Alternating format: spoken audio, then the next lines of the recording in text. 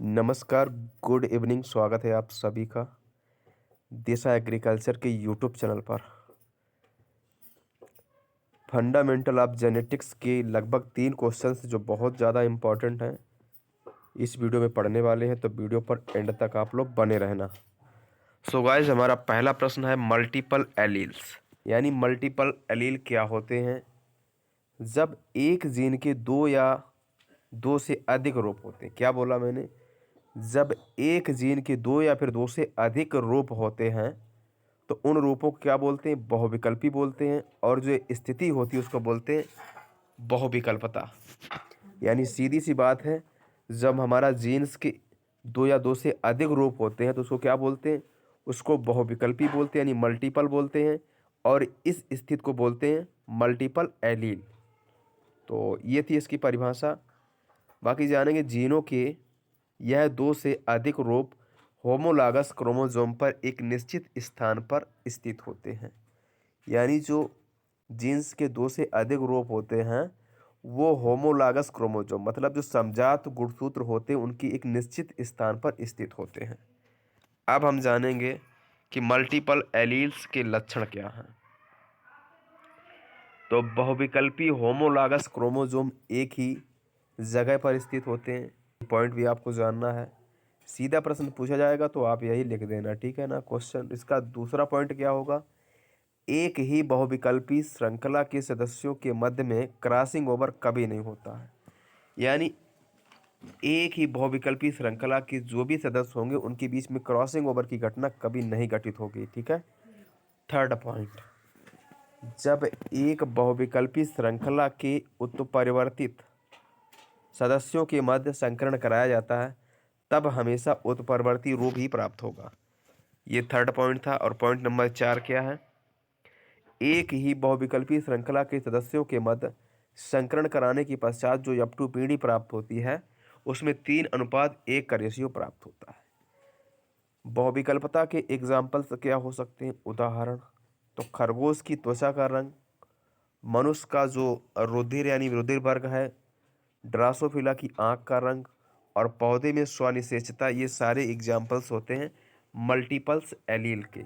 यानी जब 2 या 2 से अधिक जीन है ना, जब 2 या 2 से अधिक जीन जो है उनके रूप होते हैं, जब 2 या 2 से अधिक रूप होते हैं किसी भी जीन के तो उसे बोलते हैं मल्टीपल। आगे क्वेश्चंस की तरफ चलेंगे। ये हमारा पहला क्वेश्चन था। अब हम पढ़ेंगे क्वेश्चन नंबर 2 की तरफ चलते हैं। अगला जो क्वेश्चन है पॉलीप्लाइडी। पॉलीप्लाइडी क्या होता है? ये भी काफ़ी अच्छा प्रश्न है।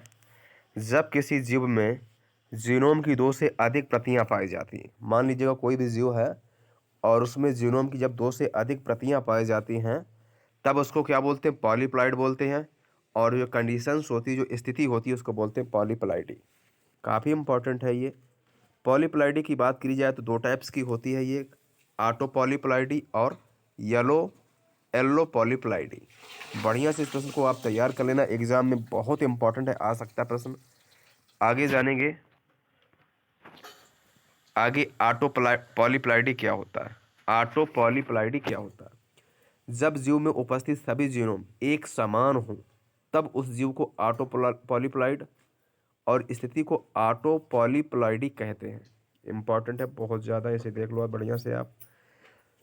जब जीव में क्या है, जो भी जीनोम उपस्थित है वो कैसे हो? एक समान हो, तो ऐसे जीव को बोलते हैं ऑटो पॉलीप्लाइड। और जो स्थिति होती है उसको बोलते हैं ऑटो पॉलीप्लाइडी। इसके बाद है नेक्स्ट हमारा एलो पॉलीप्लाइडी क्या होता है? एलो पॉलीप्लाइडी क्या होता है? जीव में उपस्थित जीनोम जब भिन्न भिन्न होते हैं, मान लीजिएगा कोई भी जीव है उसमें जो भी जीनोम उपस्थित हैं वो कैसे हैं? डिफरेंट हैं, भिन्न भिन्न हैं, तब उस जीव को क्या बोलेंगे? एलो पॉलीप्लाइड। और जो हमारी जो स्थिति यानी जो कंडीशंस होगी उसे बोलेंगे एलो पॉलीप्लाइडी। उसे क्या बोलेंगे? एलो पॉलीप्लाइडी। कभी कभी जीव में उपस्थित जीनोम आंशिक रूप से भिन्न होते हैं, अर्थात उनमें पाए जाने वाले गुणसूत्र आंशिक रूप से होमोलॉगस होते हैं, तब इस स्थिति को सेगमेंटल एलो पॉलीप्लाइडी कहा जाता है। तो कुल मिला के हम जानी पॉलीप्लाइडी 2 टाइप्स की होती है, ऑटो पॉलीप्लाइडी और एलो पॉलीप्लाइडी। एग्जाम की दृष्टि से काफ़ी इंपॉर्टेंट है, इसे याद कर लेना। अगर ऑटो पॉलीप्लाइडी के एग्जाम्पल्स की हम बात करें तो जो आलू है इसमें क्रोमोसोम नंबर 48 होते हैं जो कि 4x से इसे प्रदर्शित करते हैं। इसी प्रकार मूंगफली, कॉफ़ी, शकरकंद, केला और बरसीन, इन सब में क्या है, ऑटो पॉलीप्लाइडी की कंडीशंस पाई जाती है। अगर एलो पॉलीप्लाइडी की बात करी जाए तो इसमें जो हमारा सटगुणित गेहूँ होता है एक्साप्लाइड, है ना, वो आता है एग्जाम्पल में। ट्रेटिकम एस्टिपम आता है, ठीक है ना। तो इसे आप बस एग्जाम्पल याद करना कि एलो पॉलीप्लाइड के अंतर्गत क्या आता है, तो ब्रेड व्हीट आता है जिसे सटगुणित गेहूँ बोलते हैं, ठीक है ना, ट्रेटिकम एस्टिपम। आगे जो हमारा क्वेश्चन है बच्चों वो है म्यूटेशन। म्यूटेशन क्या है? Mutation is a suddenly and heritable change in the character of an organism which is not due to segregation और रिकम्बिनेशन। यानी जब किसी जीव के जीन में अचानक कोई बहुत बड़ा परिवर्तन, बहुत बड़ा चेंज हो जाए तो उसे क्या बोलते हैं?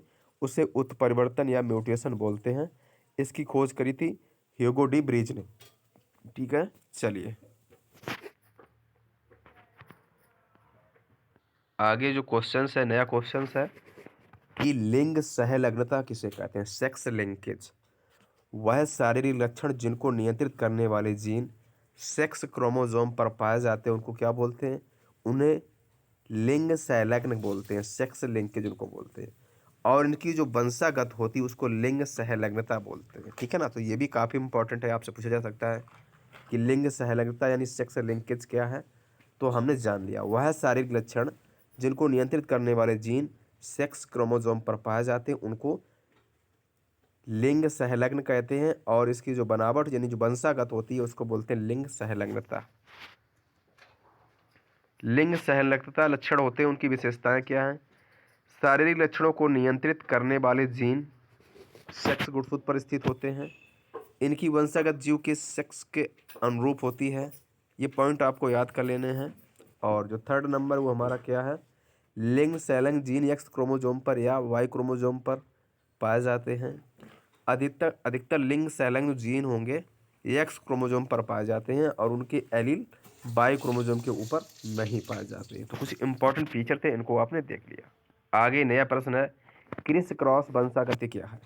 क्रिस क्रॉस वंशागति इस प्रकार की वंशागति में लक्षण पिता से नाती में पुत्री के द्वारा पहुंचते हैं। मतलब कहने का मतलब ये जो क्रिस क्रॉस वंशागति है इसमें जो लक्षण होते हैं, जो ट्रेट्स होते हैं, वो पिता से नाती में पुत्री के द्वारा पहुंचते हैं। इस प्रकार की वंशागति को क्या बोलते हैं? क्रिस क्रॉस वंशागति कहा जाता है। बता दें आप सभी को, लिंग सहलग्नता यानी सेक्स लिंकेज की खोज किसने करी थी? टी.एच. मॉर्गन ने करी थी, 1910 में की थी। किस पर की थी? ड्रोसोफिला पर की थी। यानी क्रिस क्रॉस वंशागत की खोज करी थी टी.एच. मॉर्गन ने करी थी, 1910 में करी थी बच्चों। और किस पर करी थी? ड्रोसोफिला पर करी थी, ठीक है। चलिए अगला प्रश्न है हमारा, लिंकेज ग्रुप क्या है? लिंकेज ग्रुप क्या है देख लेते हैं। सभी जीन जो संलग्न होते हैं, ऐसे जीन सारे जो संलग्न होते हैं एक संलग्नता समूह बनाते हैं। एक लिंकेज समूह के सभी जीन को एक सीधी रेखा के ऊपर उसी क्रम में दर्शाया जा सकता है जिस क्रम में वे समान रूप से क्रोमोसोम के ऊपर स्थित होते हैं। किसी जात में पाए जाने वाले लिंकेज ग्रुप की संख्या उनके जेनेटिक क्रोमोसोम की संख्या के समान होती है। लिंकेज ग्रुप का मतलब क्या है?